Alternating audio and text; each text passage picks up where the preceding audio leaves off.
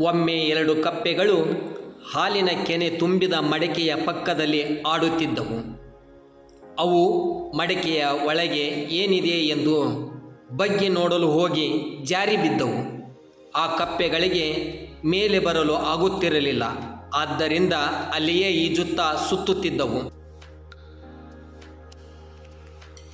ಅದರಲ್ಲಿ ಒಂದು ಕಪ್ಪೆ ಹೆದರಿ ಹೇಳಿತು, "ಓ, ಇದು ನನ್ನ ಜೀವನದ ಕೊನೆ. ನಾನು ಇನ್ನೂ ಬದುಕುವುದಿಲ್ಲ" ಎಂದು ಈಜುವುದನ್ನು ನಿಲ್ಲಿಸಿತು. ನಂತರ ಮುಳುಗೇ ಬಿಟ್ಟಿತು. ಆದರೆ ಇನ್ನೊಂದು ಕಪ್ಪೆ ತುಂಬ ಬುದ್ಧಿವಂತ ಹಾಗೂ ಧೈರ್ಯಶಾಲಿ ಕೂಡ. ಅದು ತನ್ನ ಪುಟ್ಟ ಪಾದಗಳಿಂದ ಕೆನೆಯನ್ನು ಹೊಡೆಯುತ್ತಾ ಈಜುತ್ತಲೇ ಇತ್ತು. ಇದರಿಂದ ಕೆನೆ ಒಂದು ಬೆಣ್ಣೆಯ ಉಂಡೆಯಾಯಿತು. ನಂತರ ಕಪ್ಪೆ ಬೆಣ್ಣೆಯ ಉಂಡೆಯ ಮೇಲೆ ಕುಳಿತು ಚೆಂಗನೆ ಹಾರಿ ಮೇಲೆ ಬಂದಿತು. ಈ ಕಥೆಯ ನೀತಿ ಏನು ಎಂದು ತಮ್ಮ ಅಭಿಪ್ರಾಯವನ್ನು ಕಮೆಂಟ್ ಬಾಕ್ಸ್ನಲ್ಲಿ ತಿಳಿಸಿ. ಧನ್ಯವಾದಗಳು.